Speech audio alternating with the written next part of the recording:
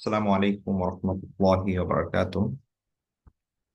নাহমাদুহু ওয়া নুসাল্লি আলা রাসূলিহিল কারীম, আম্মা বা'দ। বিসমিল্লাহির রহমানির রহিম। আলহামদুলিল্লাহ।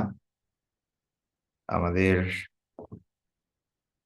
সামারি তিরমিজি কোর্সের আজকে সম্ভবত অষ্টম ক্লাস আমাদের। সোফার আমরা টোটাল হচ্ছে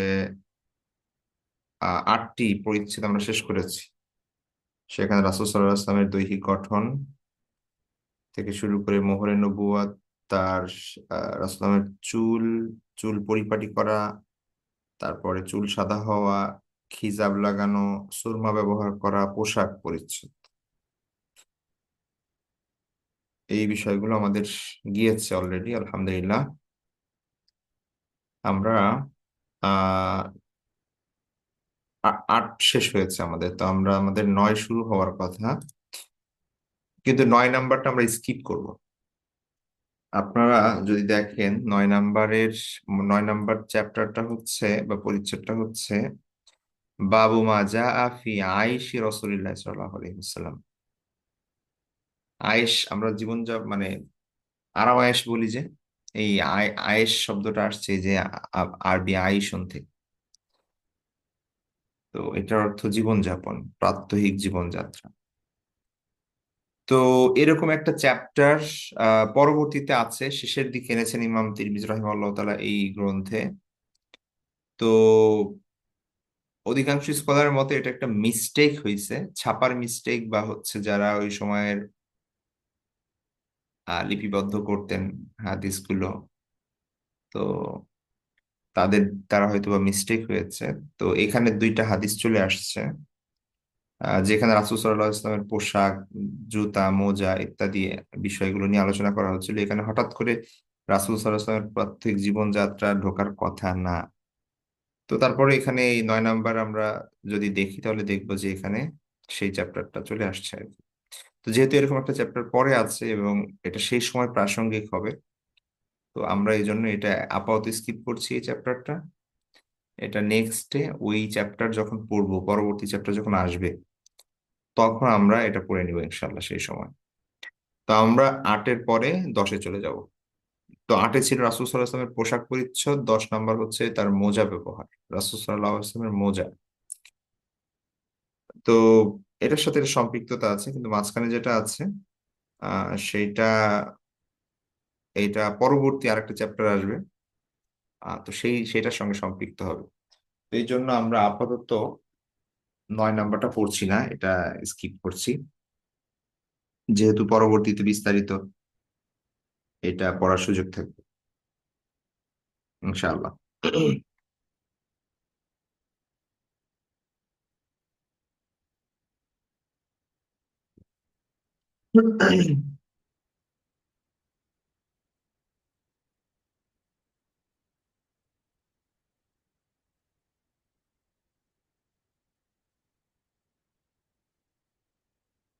তিপ্পান্নতম চ্যাপ্টার সম্ভবত ওটা, আমরা যেটা পরবর্তীতে পড়ার সময় এটা পড়বো। আহ 52 বা 53 এর সাথে সাথে, এই যে হ্যাঁ, 52। তো এখানে 52 আছে আর কি, কোনো কোনো গ্রন্থে 53-তে এসেছে। তো এইটা পড়ার সময় আমরা এই 9 নাম্বার চ্যাপ্টারটা পড়ে নেবো ইনশাল্লাহ। তো আমরা আপাতত 8 থেকে 10-এ চলে যাচ্ছি। 10 নাম্বার হচ্ছে বাবু মা জা ফি খুফফি রাসূলিল্লাহি সাল্লাল্লাহু আলাইহি ওয়াসাল্লাম। যা কিছু এসেছে, এই পরিচ্ছেদটা হচ্ছে যা কিছু এসেছে ফি খুফফি রাসূলিল্লাহ সাল্লাল্লাহু আলাইহি ওয়াসাল্লাম, রাসূল সাল্লাল্লাহু আলাইহি ওয়াসাল্লামের মোজা সংক্রান্ত। খুফফুন শব্দের অর্থ হচ্ছে মোজা।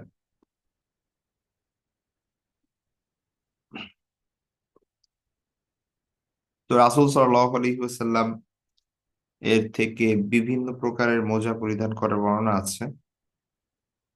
তো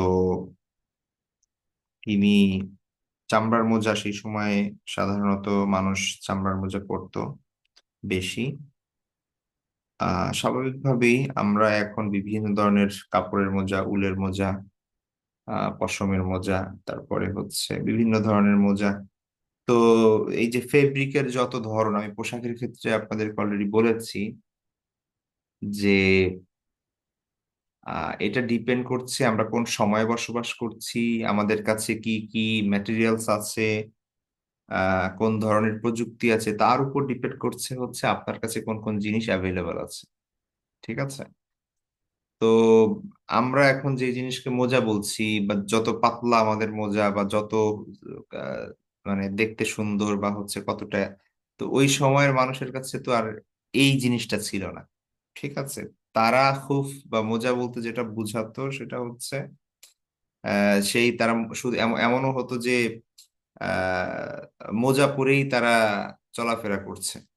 ঠিক আছে, অনেকের জুতা নেই। তো দেখা যাচ্ছে যে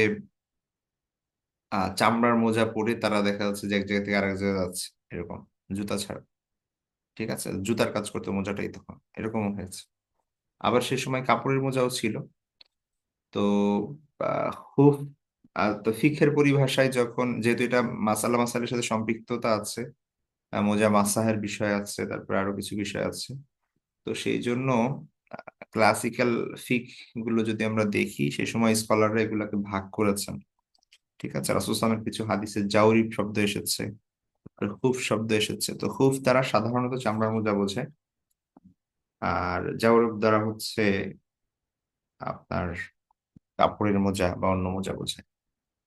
তো আহ, হানাফি স্কুল অফ থটে বা ইমাম আবু হানিফা রহমতুল্লাহ আলাইহির গবেষণা হচ্ছে যে আহ মোজা মাসাহ করার জন্য শর্ত হচ্ছে চামড়ার মোজাই হতে হবে, মানে সাধারণত। কারণ আল্লাহ রাসূল সাল্লাল্লাহু আলাইহি ওয়াসাল্লামের হাদিস থেকে খুব শব্দ এসেছে, তো এটা ইন জেনারেল মোজা সবকিছুর উপর প্রযোজ্য হবে না। তো এই জন্য ওনার কাছে এবং হানাফি স্কলারদের ফতোয়াও এটার উপর যে সাধারণ মোজা, আমরা যেটা মানে এখন কাপড়ের মোজা ইউজ করি, এগুলোর উপর মাসা জায়েজ নেই। মাসা হওয়ার জন্য চামড়ার মোজা শর্ত, অথবা এমন মোজা হওয়া শর্ত যে যেটা পরে অ্যাটলিস্ট তারা একটা শর্ত দেন যে এত কিলোমিটার হাঁটলে সেই মোজা ক্ষয় হবে না, অথবা পানি প্রবেশ করবে না ভিতরে। এরকম কিছু শর্ত তারা দেন। তো যেটা চামড়ার সাথেই যায়, অন্য কোনো কিছুর সাথে আসলে ওইভাবে যায় না। আধুনিক সময় হয়তো আরো অনেক কিছুর সাথে যাবে, কিন্তু সাধারণ যেই পাতলা চামড়ার মোজা ইউজ করি তাদের মতে এটার উপর মোজা মাসাহ করা বৈধ না। তো যাই হোক, তাদের দলিলও আছে, লজিকও আছে। আবার অন্যান্য স্কলাররা বলেন যে না, জায়েজ আছে। তো সেটা আলাদা ব্যাপার, ওইদিকে যাচ্ছি না, জাস্ট প্রসঙ্গক্রমে বললাম। তো হুফ শব্দের অর্থ দুইটাই হতে পারে। একটা হচ্ছে সাধারণ সাধারণ মোজার অর্থ, আর একটা হচ্ছে চামড়ার মোজার অর্থ। ঠিক আছে। তো রাসূল সাল্লাল্লাহু আলাইহি ওয়াসাল্লাম তার যে মোজা, সেই মোজা সংক্রান্ত বর্ণনাগুলো যদি আমরা দেখি, আমরা হাদিসে চলে যাই ডিরেক্ট। প্রথম যে হাদিসটা সেটা হচ্ছে আবু হুরায়রা রাদিয়াল্লাহু তাআলা আনহু আহ, বর্ণনা করেন যে, সরি, বুরাইদা রাদিয়াল্লাহু তাআলা বর্ণনা করেন যে আন্নান নাজ্জাশিয়া আহদা লিন নবী সাল্লাল্লাহু আলাইহি ওয়াসাল্লাম, দেখুন এখানে আরবিটা, আন্নান নাজ্জাশিয়া আহদা লিন নবী সাল্লাল্লাহু আলাইহি ওয়াসাল্লাম খুফাইন আসওয়াদাইন সাজাজাইন। কয়েকটা শব্দ ইউজ করা হয়েছে। খুফ, খুফ এর দ্বিবচন হচ্ছে খুফাইন। ঠিক আছে, মানে এক জোড়া জুতা, এক জোড়া মোজা। আসওয়াদ শব্দের অর্থ হচ্ছে কালো। আসওয়াদ শব্দের অর্থ হচ্ছে কালো। আর সাজিজুন যে শব্দটা, বা সাজাজুন, সেটার অর্থ হচ্ছে, যেটা হচ্ছে স্বাভাবিক, শাব্দিক অর্থ হচ্ছে এটা সরল, সাদাসিধা। তো এখানে উদ্দেশ্য মূলত কোনো কারুকার্যহীন বা হচ্ছে কোনো ধরনের নকশাহীন, সাদাসিধা যেটা। তো আহদা মানে হাদিয়া দিয়েছে। আন্না নবী, আন্না নাজ্জাশিয়া, নাজ্জাশিকে আমরা জানি যে সেই সময়ের ইয়ামান এবং বর্তমানে ইথিওপিয়া বা হাবশা, সেই সময়ের আবিসিনিয়া বলা হতো, হাবশা বলা হতো, বর্তমানে ইথিওপিয়া এরিত্রিয়া এই জায়গাটার। এখানে একটা রাজত্ব ছিল, কিংডম অফ আকসুম। সেই সময় খ্রিস্টান রাজ্য ছিল সেটা। তো আমরা আব্রাহার ঘটনা জানি, হস্তি বাহিনী। তো এটা হচ্ছে নাজ্জাশীর আগের ঘটনা। তো সেই আব্রাহ ছিল ইয়ামানের শাসনকর্তা। মূলত ওই কিংডম অফ আক্সিউমের অধীনে ছিল ইয়ামানটা। তো আমরা জানি মুসলমানদের সাথে সম্পর্ক ছিল নাজ্জাশীর মূল নাম হচ্ছে আসহামা। নাজ্জাশী হচ্ছে যেরকম মিশরে ফেরাউন, মিশরের রাজাদের ফেরাউন বলা হতো, ফেরাউন কোনো ব্যক্তির নাম না, তেমনি ভাবে নাজ্জাশী এটা কোনো ব্যক্তির নাম না। নাজ্জাশী হচ্ছে আবিসিনিয়ার সেই সময়ের ওই কিংডম অফ আক্সিউমের যারা আহ রাজা ছিল তাদের উপাধি ছিল। ঠিক আছে। তো যেই রাজা হতো সেই নাজ্জাশী বলে পরিচিত হতো। তো রাসূল সাল্লাল্লাহু আলাইহি ওয়াসাল্লামের সঙ্গে মানে এই যে যিনি পরবর্তী মুসলমানও হয়েছিলেন, এবং সাহাবা মানে মজলুম সাহাবা যারা ছিলেন মক্কায়, তারা সেখানে গিয়ে আশ্রয় নিয়েছিলেন যার কাছে। তো এই নাজ্জাশীর নাম ছিল আসহামা। তো আসহামা যদিও পরবর্তী ইসলাম গ্রহণ করেন, এবং তিনি নবম হিজরীতে ইন্তেকাল করেন, এবং রাসূল সাল্লাল্লাহু আলাইহি ওয়াসাল্লাম মদিনায় তার গায়বানা জানাজা করেন। আহ, যেহেতু এটা একটা আরেকটা মাসালা যে বলে নেই, সেটা হচ্ছে গায়েবানা জানাজাকে জায়েজ আছে কি জায়েজ নাই, বা তো এটাও স্কলারদের মধ্যে দ্বিমত আছে। যেহেতু রাসূল সাল্লাল্লাহু আলাইহি ওয়াসাল্লাম এই কি বলে আপনার এই আসহামা বা হচ্ছে নাজ্জাশীর জানাজা করেছিলেন, তিনি মারা গিয়েছেন তো সেই আফ- আফ্রিকায়। তো রাসূল সাল্লাল্লাহু আলাইহি ওয়াসাল্লাম মদিনায় তার জানাজার নামাজ আদায় করেছেন সাহাবীদেরকে নিয়ে। তো তারা দলিল দেন যে এটা তো গায়েবানা জানাজা হয়েছে, সুতরাং এটা জায়েজ আছে। এটা হচ্ছে একটা জিনিস। আর একটা হচ্ছে যে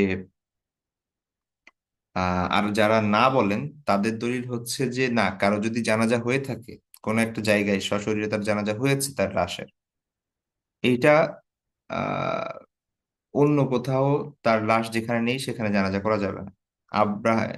নাজ্জাশীর ব্যাপারটা ভিন্ন, কারণ হচ্ছে তিনি যেখানে মারা গিয়েছেন তার এলাকায় আর তো কোনো মুসলমান নাই, তিনি একলাই মুসলমান, এবং তাকে দাফন করা মানে তার জানাজা দেওয়ার মতো সেখানে কেউ নাই। তো যেহেতু তার জানাজা হয় নাই, তো আল্লাহ রসুল সাল্লাল্লাহু আলাইহি ওয়াসাল্লাম সেই জন্য তার জানাজা করেছেন। তো যদি সেখানে এমন লোক থাকতো যে তার জানাজা হচ্ছে, ইসলামী পদ্ধতিতে তার দাফন কাফন হচ্ছে, তাহলে আল্লাহ রসুল সাল্লাল্লাহু আলাইহি ওয়াসাল্লাম করতেন। কারণ আমরা আরো অনেক সাহাবীর জীবনী দেখি যারা সেই বিভিন্ন যুদ্ধের প্রান্তরে শাহাদাত বরণ করেছেন। আল্লাহ রাসূলুল্লাহ সাল্লাল্লাহু আলাইহি ওয়াসাল্লাম অন্য কারো ব্যাপারেই তো মদিনায় জানাজার নামাজ পড়েন নাই। ঠিক আছে। এমনকি তার মানে সব থেকে কাছের মানুষ, মানে রাসূল সাল্লাল্লাহু আলাইহি ইসলামের কয়েকজন সাহাবীকে যদি ধরা হয়, সব থেকে কাছের এবং সব থেকে বেশি ভালোবাসতেন তার মধ্যে একজন হচ্ছে যায়েদ ইবনে হারিসা রাদিয়াল্লাহু তাআলা আনহু, এবং তার চাচা জাফর ইবনে আবি তালিব। এনারা মুতার যুদ্ধে ইন্তেকাল করেন। ওইখানেই দাফন করা হয়। এবং আরো অনেক সাহাবী আছে যাদেরকে বিভিন্ন জায়গায় পাঠাইছেন আল্লাহ রাসূল সাল্লাল্লাহু আলাইহি ওয়াসাল্লাম, এবং সেখানেই দাফন করা হয়, সেখানে ইন্তেকাল করেন। কারো জানাজা আল্লাহ রাসূল সাল্লাল্লাহু আলাইহি ওয়াসাল্লাম মদিনায় পড়েন নাই গায়েবানা। তো এটা যদি জায়েজ হইতো তাহলে তো তিনি পড়তেন। কিন্তু নাজ্জাশীরটা কেন পড়লেন? যেহেতু ওইখানে তার জানাজা পড়ার কোনো লোকই ছিল না। তো এই জন্য পড়েছেন শুধু, এটা একটা এক্সেপশন, এটা কোনো দলিল দেওয়া যাবে না। তো এইটা যাই হোক, দুইটা মত আছে আর কি। এখন আমাদের সমাজে যেটা প্রচলিত পলিটিক্যাল দৃষ্টিভঙ্গি থেকে পড়া হয়, এটা একটা কালচারাল থেকে পড়া হয়। ঠিক আছে। তো যাই হোক, সেটা নিয়ে ইখতিলাফ আছে, এটা আরেকটা ব্যাপার, বলে রাখলাম আর কি। তো এখানে মূলত নাজ্জাশীর কথা বলছিলাম, যে তিনি রাসূল সাল্লাল্লাহু আলাইহি ওয়াসাল্লাম যখন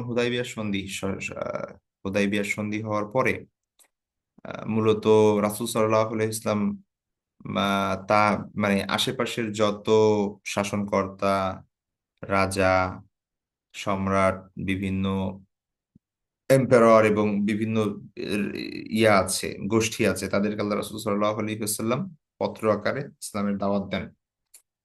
তেমনি ভাবে মানে সাসানিদ এম্পায়ার অর্থাৎ পারস্য সাম্রাজ্য, তারপরে বাইজেন্টাইন এম্পায়ার, ঠিক আছে, মানে ইস্ট রোমান এম্পায়ার যেটা, রোমান সাম্রাজ্য, তারপরে মিশর, তারপরে হচ্ছে এই যে কিংডম অফ সিউমে নাজ্জাশির কাছে, এরকম বিভিন্ন জায়গায় আল্লাহ রাসূল সাল্লাল্লাহু আলাইহি ওয়াসাল্লাম পত্র পাঠান। তো তাদের রিয়াকশনও ছিল খুবই, এক একজনের এক এক রকম। কেউ পত্র ছিঁড়ে দ্বিখণ্ডিত করে ফেলে, কেউ হচ্ছে প্রত্যাখ্যান করে, কেউ যুদ্ধ ঘোষণা করে, তারপরে কেউ হচ্ছে মুসলমানদের যে চিঠি নিয়ে গেছে তাকেই হত্যা করে ফেলে, আবার কেউ ইসলাম গ্রহণ করে। তো নাজ্জাশী হচ্ছে ইসলাম গ্রহণ করেন, এবং তিনি তার 2 বছর পরে মারা যান আর কি। আল্লাহ রাসূল সাল্লাল্লাহু আলাইহি ওয়াসাল্লামের সাথে তার কখনো দেখা হয় নাই। এটা একটা ইস্যু যে তিনি কি সাহাবী হিসেবে গণ্য হবেন কি হবেন না, এটাও ইখতিলাফ আছে স্কলারদের মধ্যে। তো যাই হোক, সেইগুলো আলাদা ব্যাপার। তো এখান থেকে আবার অনেক মাসালা স্কলার বের করেছেন যে অমুসলিমদের থেকে হাদিয়া নেওয়া জায়েজ আছে, ঠিক আছে, যদি সেটা মানে তাদের অন্য কোনো পারপাস না থাকে, বা মুসলমানদের যদি কোনো ক্ষতি না হয়, তাহলে অমুসলিমদের থেকে হাদিয়া নেওয়া জায়েজ আছে, যেহেতু আল্লাহ রসুল সাল্লাল্লাহু আলাইহি ওয়াসাল্লাম নাজ্জাশী থেকে হাদিয়া গ্রহণ করেছেন এবং তখন সে মুসলমান ছিল না। তো এই জন্য অমুসলিমদের থেকে হাদিয়া গ্রহণ করা এবং সেটা ব্যবহারের ব্যাপারে কোনো অসুবিধা নেই। তো আমরা হাদিসে আসি আবার। আন্না নাজ্জাশিয়া আহদা লিন নবী সাল্লাল্লাহু আলাইহি ওয়াসাল্লাম, রাসূল সাল্লাল্লাহু আলাইহি ওয়াসাল্লামকে নাজ্জাশী হাদিয়া দিলেন খুফাইন, একজোড়া মোজা, আসওয়াদাইন, কালো, আর সাদিজাইন মানে হচ্ছে আহ মানে নকশাহীন, সাদাসিধে। ফালাবিসাহুমা, অতঃপর রাসূল সাল্লাল্লাহু আলাইহি ওয়াসাল্লাম তা পরিধান করলেন, সুম্মা তাওয়াদ্দা, অতঃপর ওযু করলেন, ওয়া মাসাহা আলাইহিমা, এবং মোজার উপর মাসাহ করলেন, ঠিক আছে। তারপরে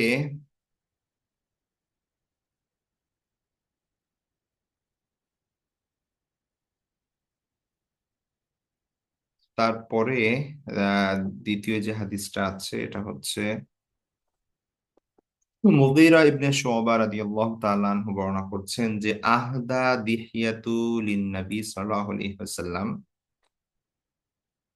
খুফাইন ফালাবিসাহুমা। দিহিয়া কালবি একজন সাহাবী আল্লাহ রাসূল সাল্লাল্লাহু আলাইহি ওয়াসাল্লাম, তো তিনি আহদা হাদিয়া দিয়েছেন লিন নবী সাল্লাল্লাহু আলাইহি ওয়াসাল্লাম, রাসূল সাল্লাল্লাহু আলাইহি ওয়াসাল্লামকে খুফাইন, দুইটা মোজা, একজোড়া মোজা।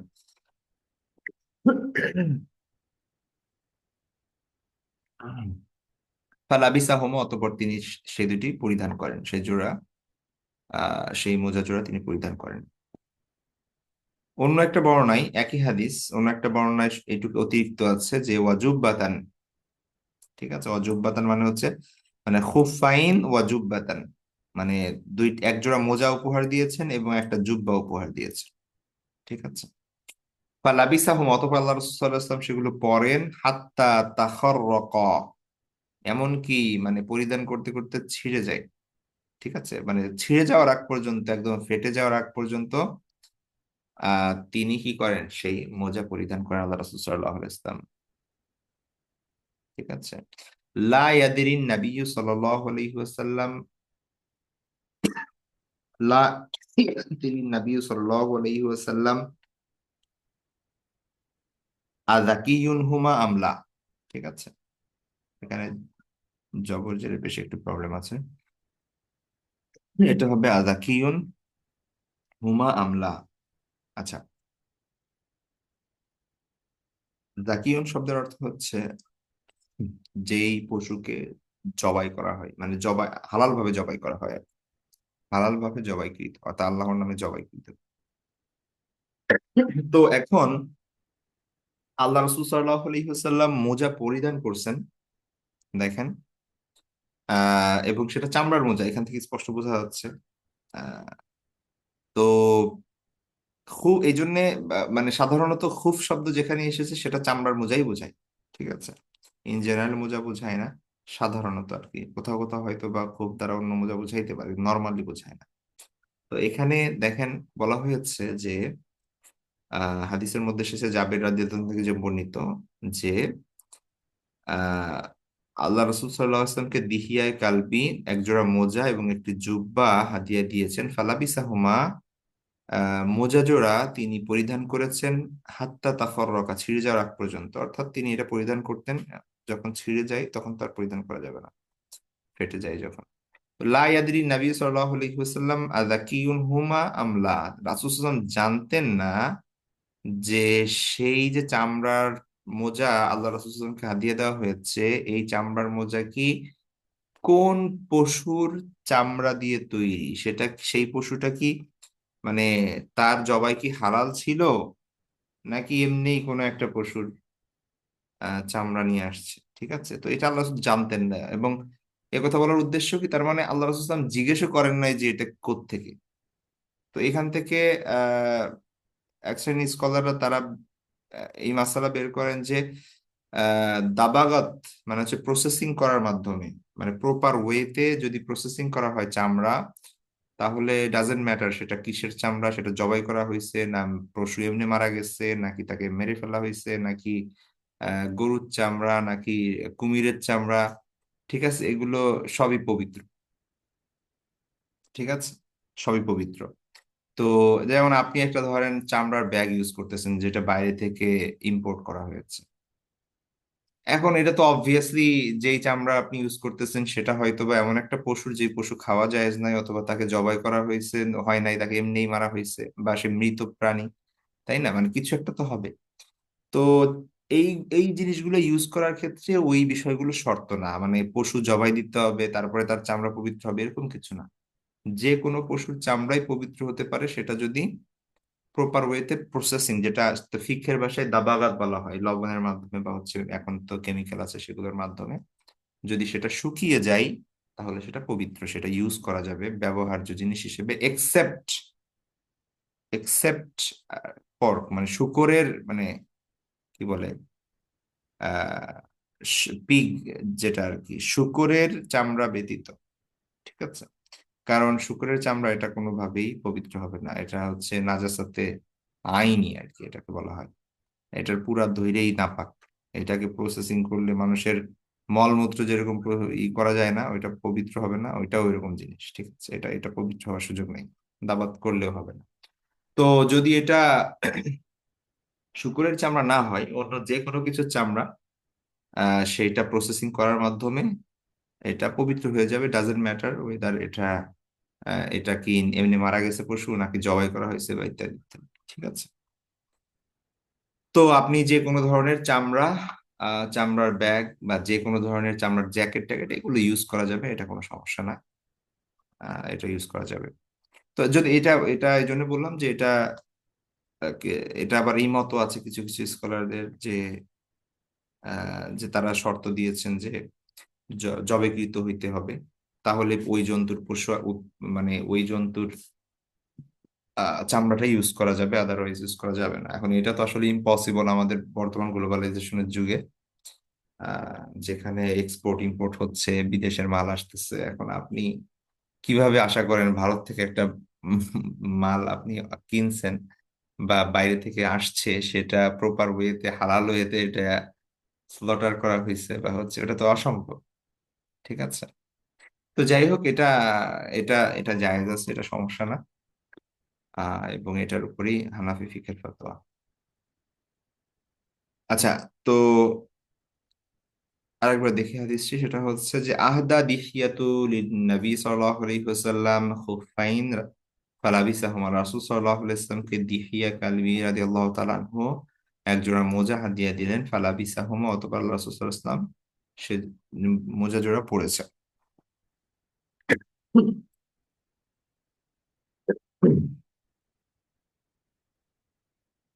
তো এটা ছিল মুগিরা ইবনে শুবার বর্ণনা। অন্য আরো দুজন সাহাবী থেকে বর্ণিত, জাবের রাদিয়াল্লাহু আনহু এবং আমির রাদিয়াল্লাহু আনহু, তারা বলছেন যে তাদের সূত্রে যে বর্ণনাটা আছে সেখানে জুব্বার কথাও আছে, এবং এটাও উল্লেখ আছে যে আল্লাহ রাসূল সাল্লাল্লাহু আলাইহি ওয়াসাল্লাম এটা পড়তেন এটা ফেটে যাওয়া বা ছিঁড়ে যাওয়ার আগ পর্যন্ত। লা ইয়াদরি নবী সাল্লাল্লাহু আলাইহি ওয়াসাল্লাম আযাকিয়ুন হুমা আমলা, আল্লাহ রাসূল সাল্লাল্লাহু আলাইহি ওয়াসাল্লাম জানতেন না যে এই মোজা দুইটা যে তৈরি করা হয়েছে এটা কিসের চামড়া দিয়ে, এটা কি জবেকৃত জন্তুর নাকি না।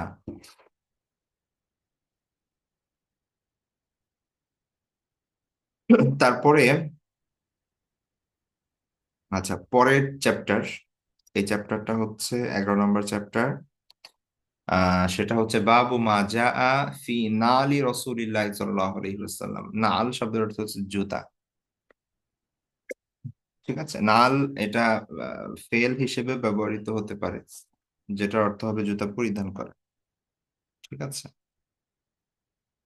তাহলে আহ নাল শব্দটার অর্থ জুতা, শাব্দিক অর্থ নাউন হিসেবে। আর যদি সেটা ভার্ব হিসেবে ইউজ করি আমরা, তাহলে সেটা আপনার নাআলা ইয়া নাআলু, বা নাই, কি বলে এটা, বা ফাতাহা থেকে, তো সেটা ইয়া লাগানো, জুতা বা স্যান্ডেল পরা আর কি, সরি।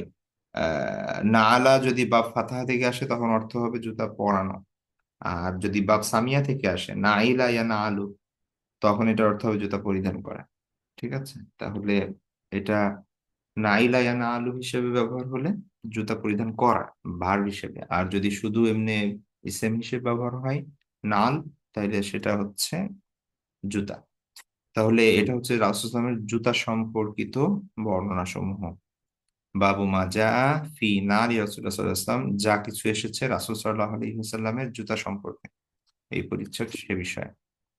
তো প্রথম হাদিস, আন কাতাদাতা, কাতাদা প্রখ্যাত তাবী রাহিমাহুল্লাহ তাআলা, তিনি বলছেন যে কুলতুলি আনাস ইবনে মালিক, আমি আনাস ইবনে মালিক রাদিয়াল্লাহু জিজ্ঞেস করলাম, কাইফা কানা নালু রাসূলিল্লাহি সাল্লাল্লাহু আলাইহি ওয়াসাল্লাম, রাসূল সাল্লাল্লাহু আলাইহি ওয়াসাল্লামের জুতা কেমন ছিল। কলা, তিনি বললেন, লাহুমা কিবালান, ঠিক আছে, তার ছিল দুইটা কিবাল। ঠিক আছে, কিবাল।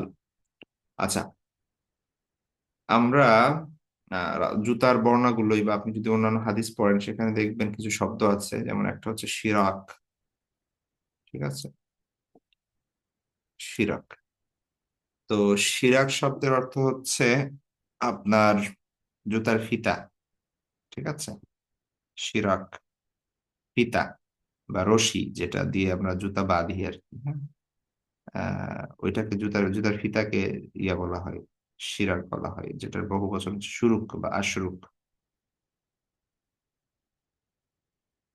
আর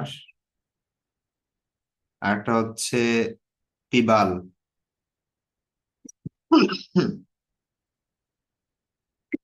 তিবাল শব্দটা হচ্ছে কবলুন শব্দ থেকে আসছে, অর্থাৎ সম্মুখে। ঠিক আছে, যেটা সামনে থাকে। তো জুতার সামনের সাইডে, সামনের দিকে যেই ফিতা জুতার সাথে লাগানো থাকে, ঠিক আছে, ওইটাকে বলা হয় কিবাল।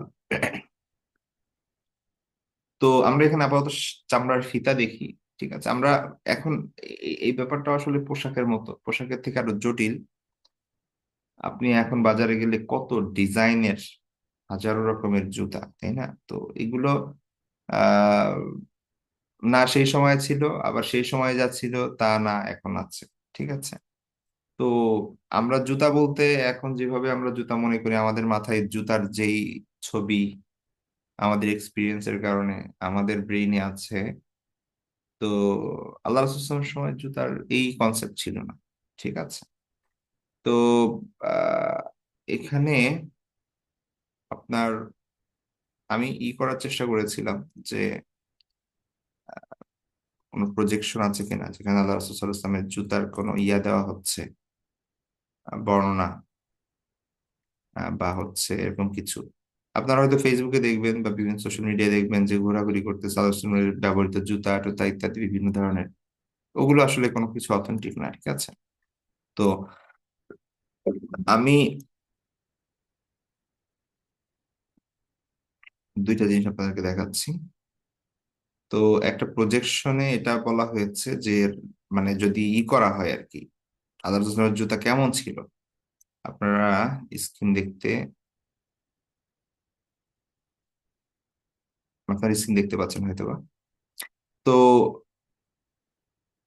এই যে যে সামনের অংশের সাথে আহ, মানে সামনে দুইটা ইয়া ছিল আর কি, হ্যাঁ, মানে জুতার সঙ্গে লেগে থাকে, যেটা পিছে আসছে। তো এই যে যে ফিতা, এটাকে বলা হয় হচ্ছে কিবাল। ঠিক আছে। তো আরেকটা জায়গায় আমি যেটা পেয়েছি সেটা হচ্ছে এরকম আর কি। এখানে দেখতে পাচ্ছেন। তো ধরেন এটা হচ্ছে পূর্ণ জুতা, আর উপরে এখানে একটা ফিতা লাগানো ছিল, এখানে একটা ফিতা লাগানো ছিল। ঠিক আছে। আর যেটা আবার এদিকে চলে আসছিল। তো এরকম আর কি ব্যাপারটা ছিল। তো এই যে যে ফিতা যেটা, এই ফিতা মূলত একটা ছিল হচ্ছে আপনার বৃদ্ধ আঙ্গুল এবং তার সাথে যে আঙ্গুল, পায়ের যে বৃদ্ধা আঙ্গুল এবং তার সাথে আঙ্গুল, এই দুইটার মাঝে একটা, আর পায়ের যে মধ্যমা আঙ্গুল এবং তার যে পাশের আঙ্গুল, এই দুইটার মাঝে একটা। ঠিক আছে। আমরা এখন যে পন্স পরি, পন্সে তো সাধারণত একটা থাকে সামনে জুতার সঙ্গে লাগানো, হ্যাঁ। ওই একটা থেকে দুইটা ফিতা চলে আসছে, কিন্তু এইখানে আল্লাহ রাসূল সাল্লাল্লাহু আলাইহি ওয়াসাল্লামের সময় এরকম দুইটা ইয়া থাকতো, কিবাল থাকতো। দুইটা কিবাল মানে হচ্ছে দুইটা সামনে উম, থাকবে এরকম। তো আল্লাহ রাসূল সাল্লাল্লাহু আলাইহি ওয়াসাল্লামের যে জুতা ইউজ করতেন, তো সেটা ছিল এই ধরনের আর কি, হ্যাঁ? তো এটা একটা প্রজেকশন, যে ধারণা করা হয় যে এরকম ছিল অন্যান্য হাদিস বা অন্যান্য বর্ণনার উপর ভিত্তি করে। বাকি আল্লাহ ভালো জানেন।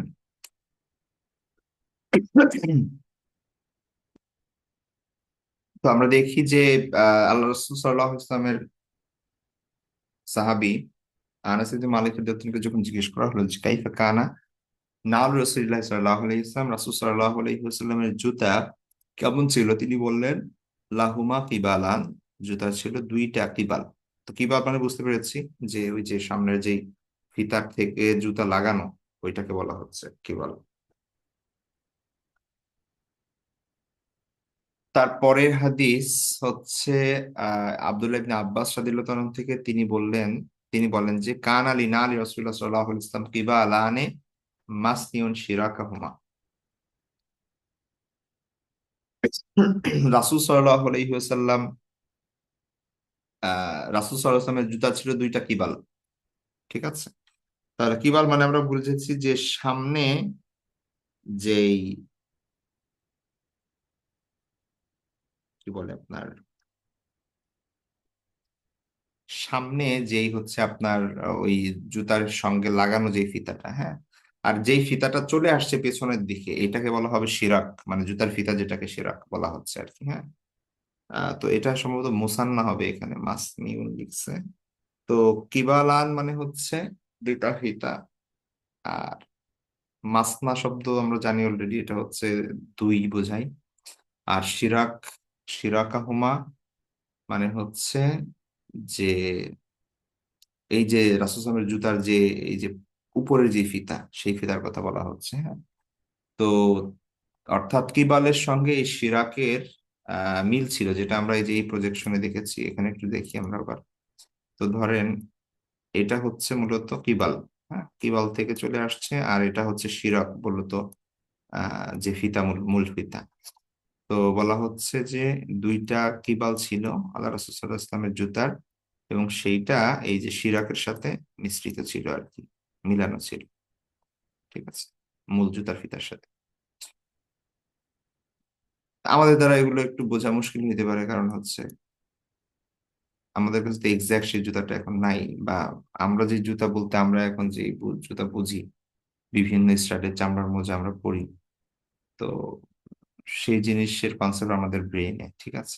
পন্স দিয়ে হয়তো কিছুটা বোঝা যেতে পারে, আমরা যে দুই ফিতাওয়ালা পঞ্চ পড়ি সেটার মতো অনেকটা আর কি।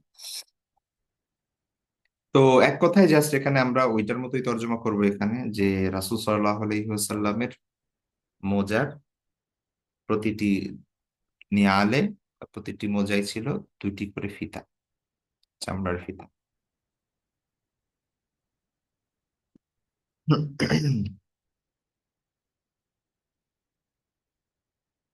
তারপরে আম,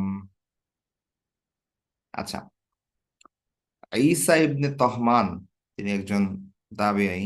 তিনি বলছেন যে আখরাজা ইলাইনা আনাস ইবনু মালিক নালাইন জারদাওয়াইন। আনাস ইবনে মালিক আমাদের সামনে এক জোড়া জুতা বের করলেন। ঠিক আছে। জারদাউন মানে হচ্ছে যে জুতার, জারদা মানে হচ্ছে কেশহীন, মানে টাক বলি না আমরা, সেটা আর কি। মানে যেটার কোনো পশম নাই, যেটার কোনো ইয়া নাই। তো না লাইন যার ওয়াইন মানে হচ্ছে পশমহীন জুতা আর কি, হ্যাঁ, যেটা কোনো ধরনের পশম যুক্ত না, লোম শূন্য জুতা। ঠিক আছে, কিছু পশমি জুতা ছিল, আবার কিছু ছিল একদম চামড়ার জুতা, তো যেটা কোনো পশম নাই। তো সে আল্লাহ তিনি বললেন, তাবেই বলছেন যে আনাস ইবনে মালিক রাদিয়াল্লাহু তাআলা আনহু আমাদের সামনে আখরাজা বের করলেন। খরাজা মানে বের হওয়া, আর আখরাজা এটা মানে বের করা।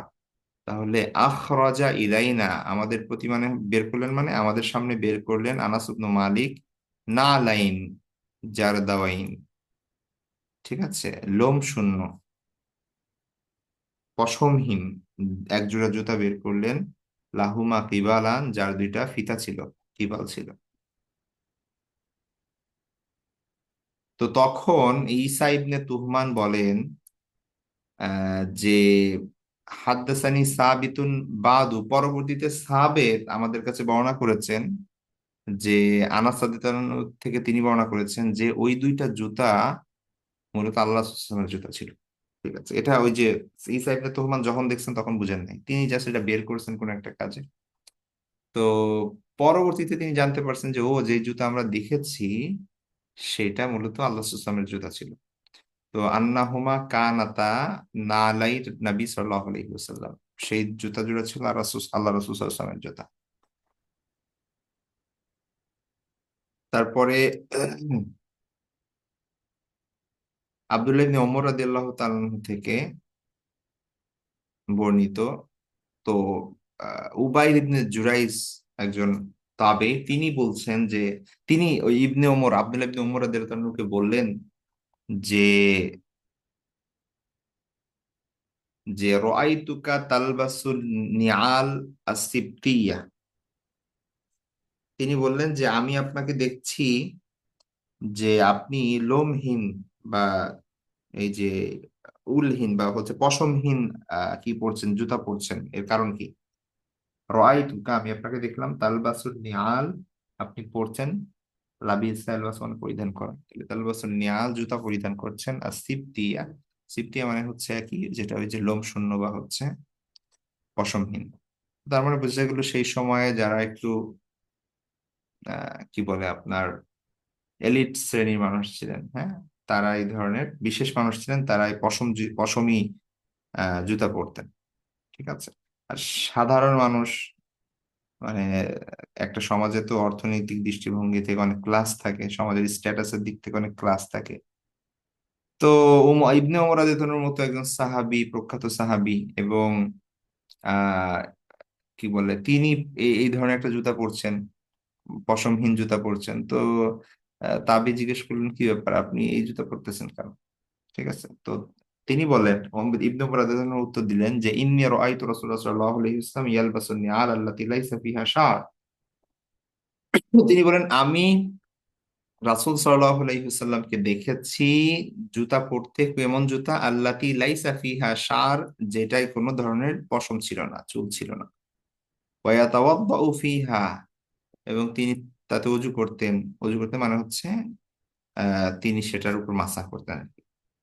ওয়া আনা উহিব্বু আন আলবাসাহা, ও না, এটা মানে হচ্ছে, সরি, এটা মোজার কথা বলা হচ্ছে না। ওয়াতাওয়াদ্দাউ ফিহা মানে ওই ওই জুতা পরেই তিনি কি করতেন, ওযু করতেন, ওই স্যান্ডেল পরেই তিনি ওযু করতেন।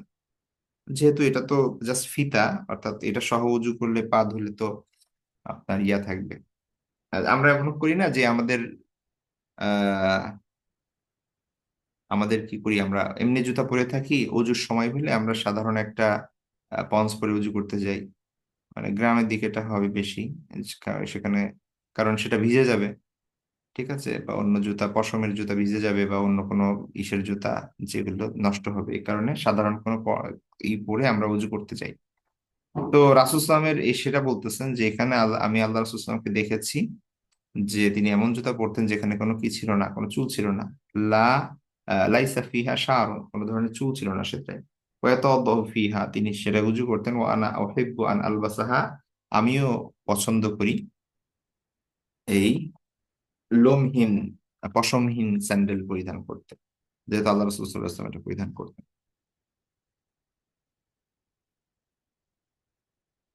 পরের হাদিসটি আবু হুরায়রা রাদিয়াল্লাহু তাআলা আনহু থেকে, তিনি বলছেন, কানা লি নালি রাসূলুল্লাহ সাল্লাল্লাহু আলাইহি ওয়াসাল্লাম কিবালান।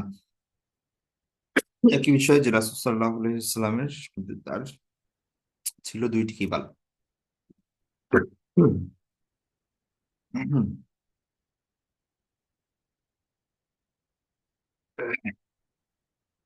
আমর ইবনে হুয়াইস, সরি আমর ইবনে হুরাইস, আহ, তিনি বলেন রাদিয়াল্লাহু তাআলা আনহু যে রাআইতু রাসূলুল্লাহ সাল্লাল্লাহু আলাইহি ওয়াসাল্লাম ইউসাল্লি ফি নালাইন মাখসুফাতাইন, যে আমি দেখেছি আল্লাহ রাসূল সাল্লাল্লাহু আলাইহি ওয়াসাল্লামকে নামাজ পড়তে কি পরে, জুতা অবস্থায়, যেই জুতা ছিল মেরামতকৃত, তালিযুক্ত, ঠিক আছে, ছিঁড়ে গিয়েছে।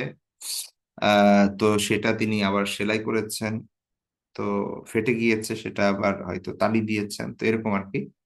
তো এখানে এই যে আমরা দেখতে পাচ্ছি মাকসুফাতুন, এটার অর্থ হচ্ছে ছেঁড়া বা ফাটা, যে জুতা ফেটে গিয়েছে সেটাকে বলা হয় মাকসুফ। তাহলে তিনি বলছেন যে আল্লাহ রাসূল সাল্লাল্লাহু আলাইহি ওয়াসাল্লামকে আমরা দেখেছি, যে আমি দেখেছি যে কি করতে, তিনি সালাত আদায় করছেন ফি নালাইন মাখসুফাতাইন, ঠিক আছে, আহ তালিযুক্ত জুতা পরে তিনি সালাত আদায় করছেন। তারপরে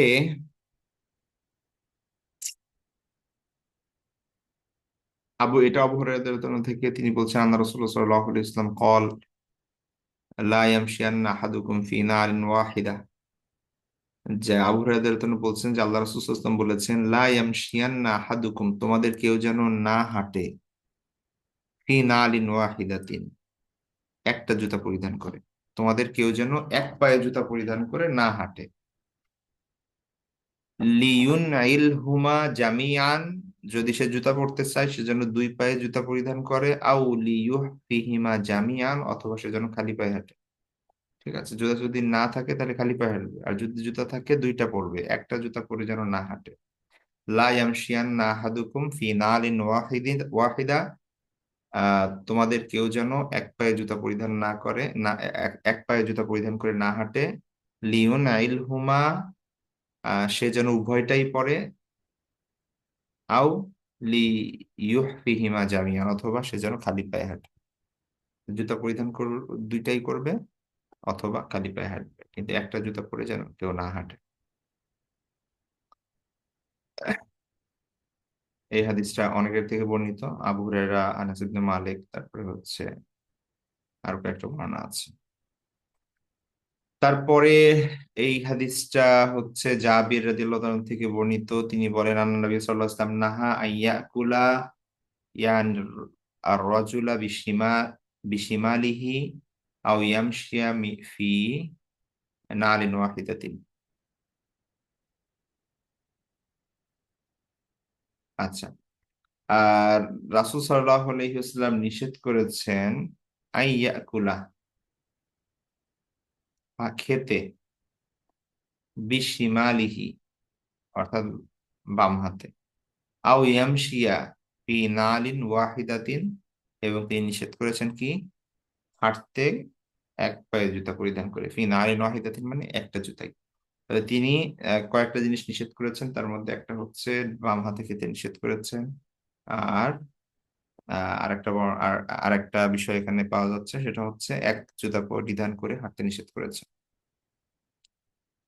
তারপরে এর বর্ণনা আবু হুরায়রা থেকে, আন্না নবী সাল্লাল্লাহু আলাইহি ওয়াসাল্লাম قال ইদান তাআলা আহাদুকুম ফালিয়াবদা বিল ইয়ামিন ওয়া ইযা নাযা ফালিয়াবদা বিশ-শিমাল ফালতাকুনিল ইয়ামিনু আউওয়ালাহুমা তুনালু ওয়া আখিরাহুমা তুনজাউ।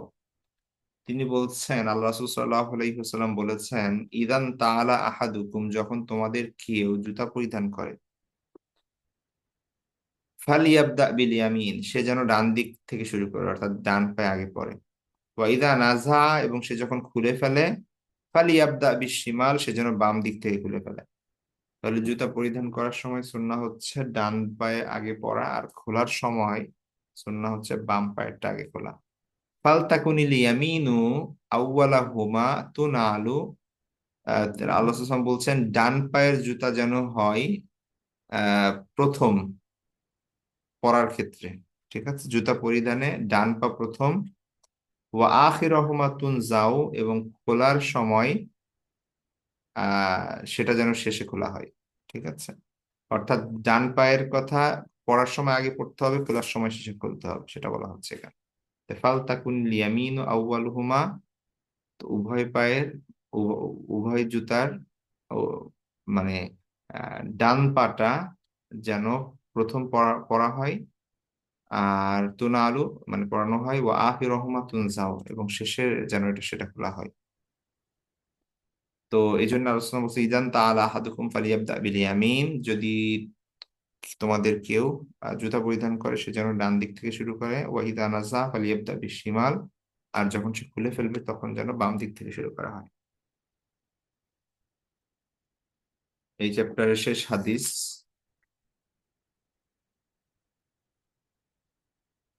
এটা হচ্ছে আয়েশা রাদিয়াল্লাহু তাআলা আনহা থেকে, তিনি বলছেন, কানা রাসূলুল্লাহ সাল্লাল্লাহু আলাইহি ওয়াসাল্লাম ইউহিব্বু তায়াম্মুনা মাস্তাতা ফি তারাজ্জুলিহি ওয়া তানাউলিহি ওয়া তুহুরিহি। আমাদের গিয়েছে অলরেডি হাদিসটি।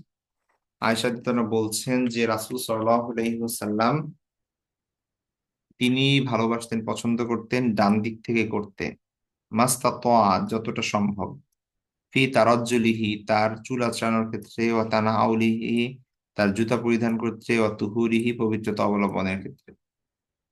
তাহলে তার চুল আঁচড়ানো, চুল পরিপাটি করা, জুতা পরিধান করা এবং পবিত্রতা অর্জন করার ক্ষেত্রে যতটা সম্ভব মাস্তাতআ তিনি কি করতেন, ইউহিব্বু তায়াম্মুনা ডান দিক থেকে করতে পছন্দ করতেন। তো এটা হচ্ছে আয়েশা রাদিয়াল্লাহু তাআলা আনহার বর্ণনা।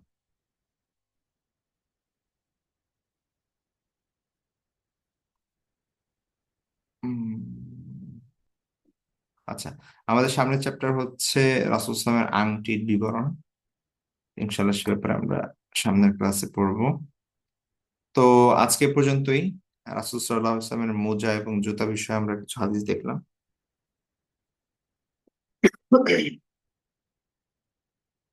ঠিক আছে, আমাদের আজকে এই পর্যন্তই থাকবে।